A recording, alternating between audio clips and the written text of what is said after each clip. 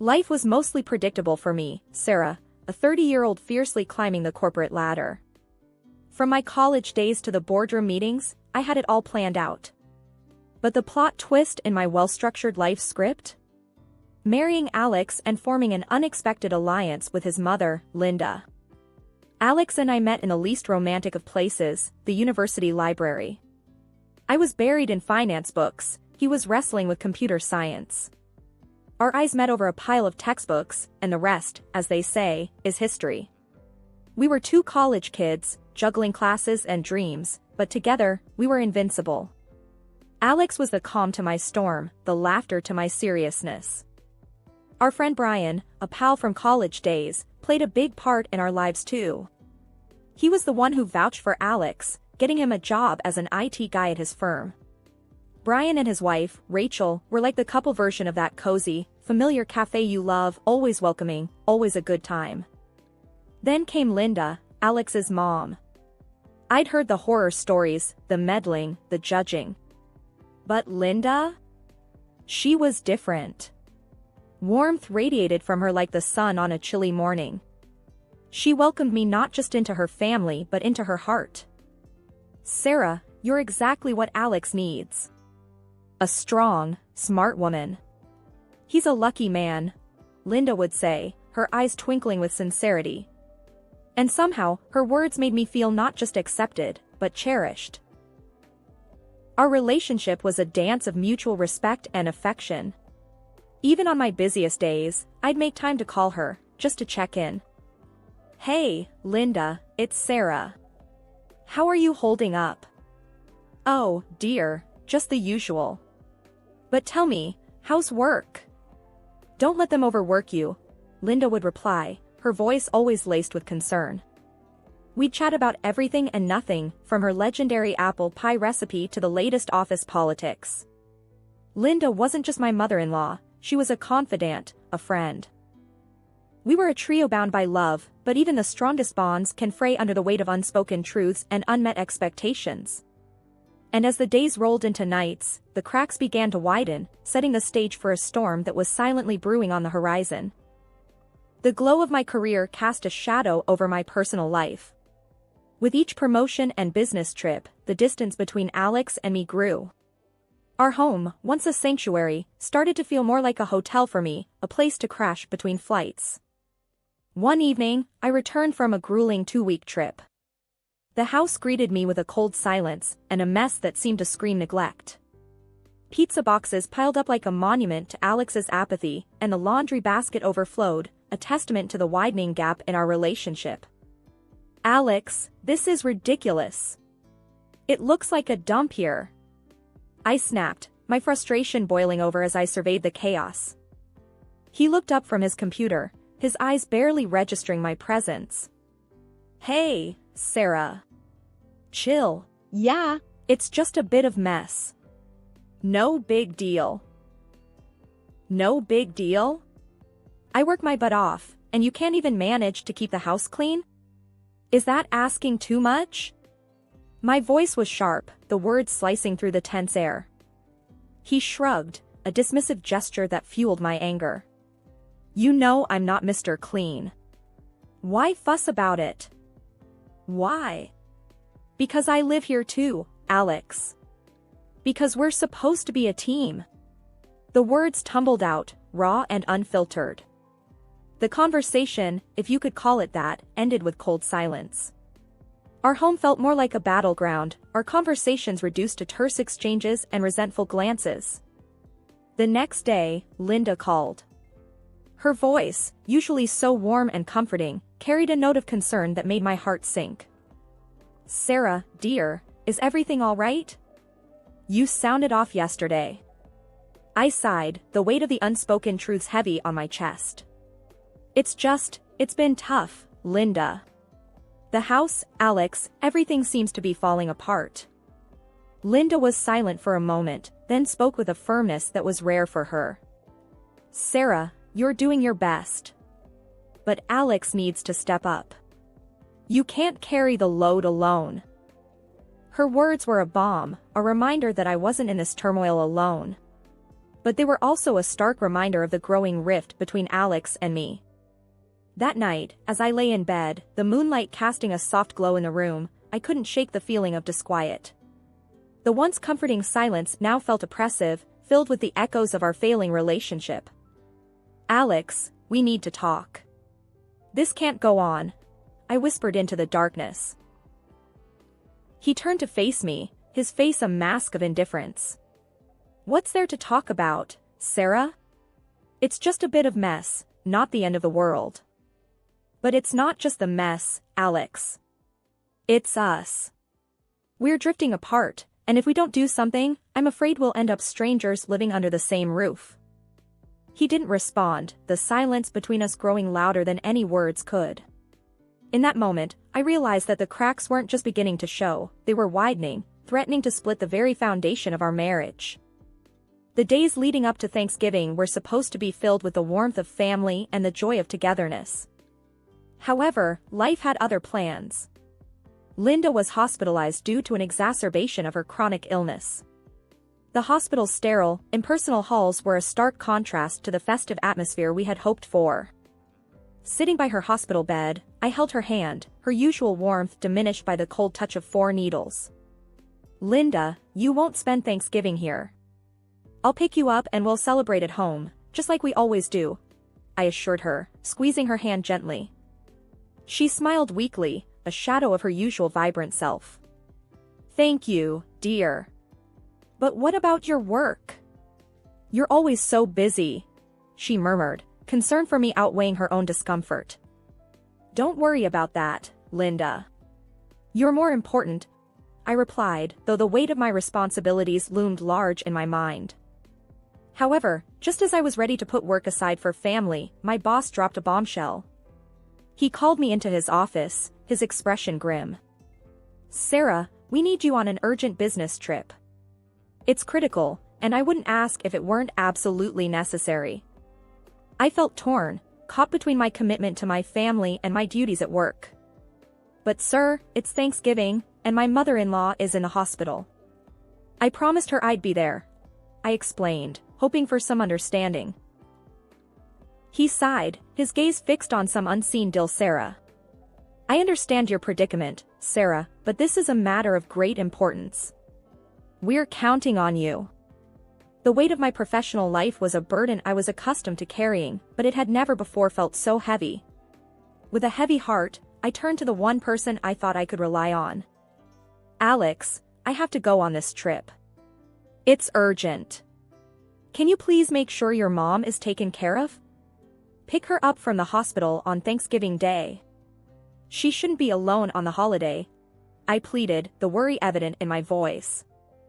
Alex, who had been more distant lately, seemed to understand the gravity of the situation. He nodded, a glimmer of the man I once knew shining through. "Of course, Sarah. I'll take care of Mom. You don't have to worry about a thing," he assured me, his voice steady and reassuring. Reluctantly, I packed my bags, my mind a chaotic mix of client meetings and concern for Linda. As I left, I glanced back at our home, a place that once represented comfort and love, now a symbol of the sacrifices and choices that define our lives. On the trip, amidst the endless meetings and business strategies, my thoughts constantly drifted back to Linda and Alex. I found myself checking my phone incessantly, hoping for an update, a sign that everything was as it should be. But it was the silence that spoke volumes, the absence of messages or calls that painted a picture far from the reassuring promises made. As the critical hours ticked away, the unease in my heart grew, a foreboding sense that this Thanksgiving was going to be unlike any other we had ever experienced. The silence of my phone was deafening, each missed call to Alex a growing echo of my anxiety. The business trip, usually a whirlwind of meetings and networking, felt like a slow crawl, each moment stretching out with worry for Linda and frustration towards Alex. I tried calling again, the phone ringing hopelessly into the void. "Come on, Alex, pick up," I muttered under my breath, the bustling airport around me fading into a blur. The call went to voicemail, again. My mind raced with worst-case scenarios, each more troubling than the last. In desperation, I dialed Linda's number, half expecting the same cold silence. But after a few rings, her frail voice came through, weak and tinged with sadness. Linda, it's Sarah. I've been trying to reach Alex. How are you? Is everything set for Thanksgiving? My words tumbled out, a mix of hope and dread. Oh, Sarah. Linda's voice broke, a soft sob cutting through. I'm still at the hospital. Alex, he didn't come. My heart sank, a heavy weight of betrayal and worry settling in. What? But he promised. He said he'd be there for you. The words felt hollow, a stark contrast to the chaos of emotions inside me. I know, dear. I waited, but Linda's voice trailed off, the hurt unmistakable. Anger and concern battled within me. How could Alex do this? How could he leave his own mother alone in the hospital, especially on Thanksgiving? I knew I had to act, and fast. Linda, I'm so sorry. I'm coming back right now. I'll sort this out, I promise. With a shaky hand, I dialed my boss, the urgency in my voice cutting through the formalities. Sir, I need to go back. It's an emergency. My family needs me. I'm sorry, but I can't stay. To my relief, he understood. Go, Sarah. Family is important. We'll manage here. The relief was short-lived, replaced by a sense of urgency. I rushed through the airport, each step fueled by a mix of worry for Linda and a growing anger towards Alex. As the plane took off, my mind raced with unanswered questions. Why didn't Alex pick up Linda? Where was he? And most importantly, what would I find when I got back? The flight felt like an eternity, each mile home a mix of dread and determination. I was going back, not just to salvage the remains of Thanksgiving, but to confront the unsettling truths that lay hidden behind Alex's unanswered calls. After the draining flight and the tense drive, the world seemed to slow down as Linda and I approached her house. I managed to pick her up from the hospital. The night was unusually quiet, the kind of quiet that feels heavy, loaded with unspoken truths waiting to burst forth. I glanced at Linda, her face etched with the pain of her son's betrayal. Her silent tears were a sharp reminder of the reality we were about to face. I reached for her hand, offering a silent promise of support, no matter what lay behind the closed door of her home. Pulling into the driveway, I hesitated for a moment before picking up my phone. It was time to confront Alex, to demand the truth that had been so carelessly twisted. I dialed his number, my heart pounding against my chest. After a few rings, Alex's voice came through, casual, unaware of the storm that was about to hit. Hey, Sarah. What's up? Alex, where are you? And where's your mom? My voice was steady, each word a carefully laid trap. There was a brief pause, and then, oh, Mom's right here. We're at her place, getting things ready for Thanksgiving, just like we planned. The lie was so blatant, so hurtful, that for a moment, I couldn't breathe. Linda, sitting beside me, let out a soft whimper, her heartbreak audible in the cramped space of the car. I ended the call and turned to Linda, her face a portrait of a mother's heart shattered by her own son's lies. We're going to get to the bottom of this, I assured her, though my voice trembled with my own swirling emotions. Linda nodded, a silent warrior bracing for the battle ahead. We got out of the car and walked up to the front door. The familiarity of the place, once a symbol of family gatherings and joyous celebrations, now felt tainted, corrupted by the web of lies spun within its walls. Linda, with a hand that trembled ever so slightly, unlocked the door. We stepped inside, the dimly lit hallway leading us towards the faint sounds of conversation and laughter, a stark contrast to the somber mood that clung to us like a second skin. As we moved quietly towards the living room, the reality of the situation hit me like a physical blow. There, in a scene that seemed surreal in its normalcy, was Alex, sitting cozily next to Rachel, Brian's wife. The laughter, the intimacy of their posture, spoke volumes of the betrayal that had been hiding in plain sight. For a moment, time stood still.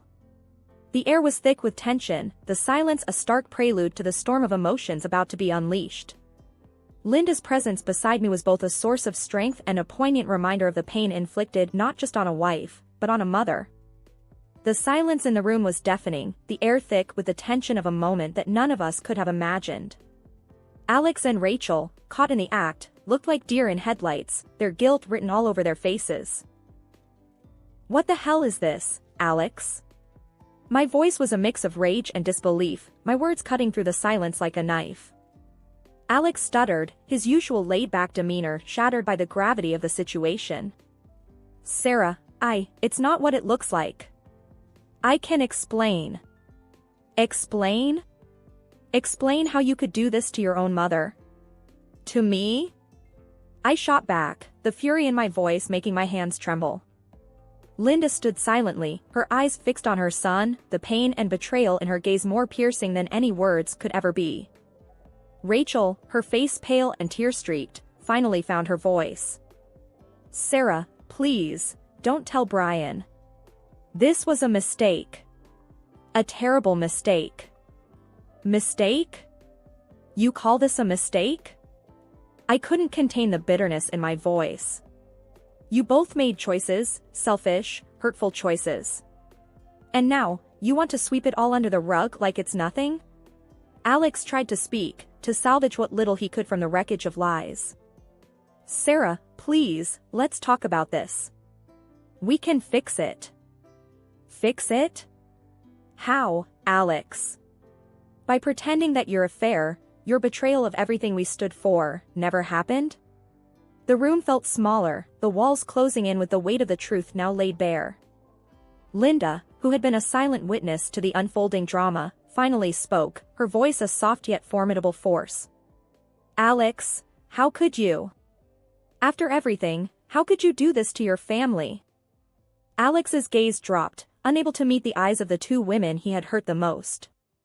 The room was filled with the sound of broken hearts and shattered trust, the aftermath of choices that could never be undone. Rachel, her composure crumbling, pleaded through her tears. "It was a mistake. I never meant to hurt anyone." "Mistakes are forgetting to pick up milk, Rachel, not having an affair with your friend's husband." I snapped, the rawness of my emotions leaving no room for sympathy. The confrontation was a whirlwind of anger, hurt, and disbelief, a storm that left no one untouched. Each word spoken was like a piece of the life we had known, falling away to reveal the harsh reality beneath. In the wake of the turmoil, the world seemed to stand still, the rhythm of life disrupted by the discordant notes of betrayal and loss. Linda and I found ourselves adrift in a sea of uncertainty, clinging to the fragile raft of our shared pain. The living room, once a hub of laughter and warmth, now felt like an echo chamber of our shattered dreams. Linda and I sat, a silent understanding between us, the weight of recent revelations heavy in the air. "Sarah, I just can't fathom it, how Alex could do this.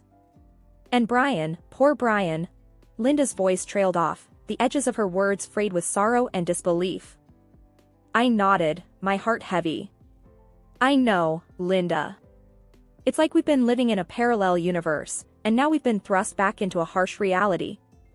The silence that followed was laden with unspoken thoughts and fears.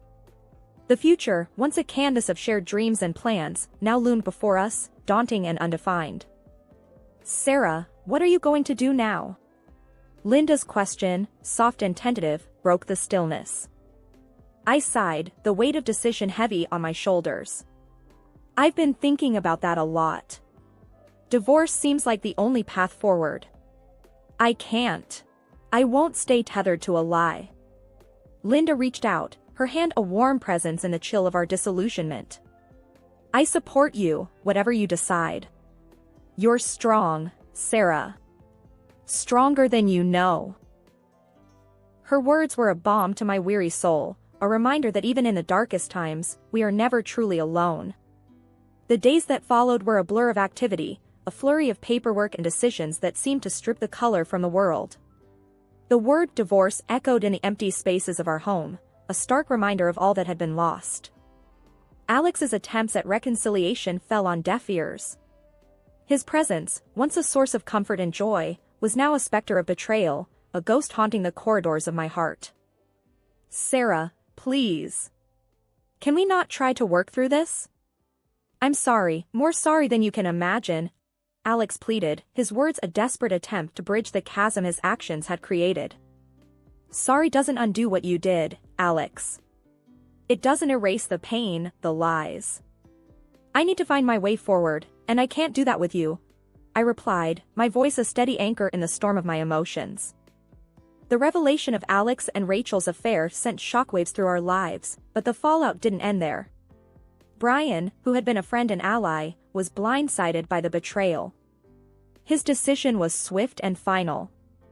Alex lost not only his wife but his job as well, the consequences of his actions leaving him isolated and exposed.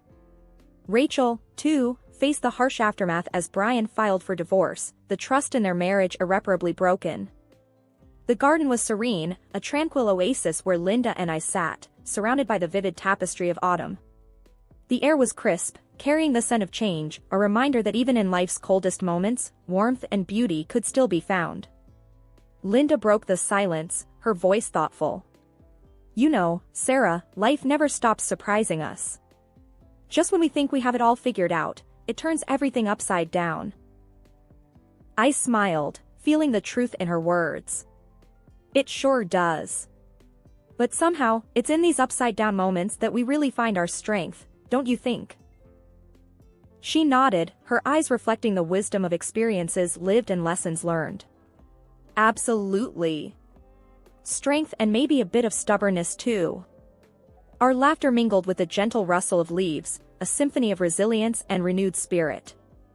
The conversation drifted, touching on memories, dreams, and the open road ahead. I've been giving it a lot of thought, I began, the idea that had been simmering in my mind now ready to be shared.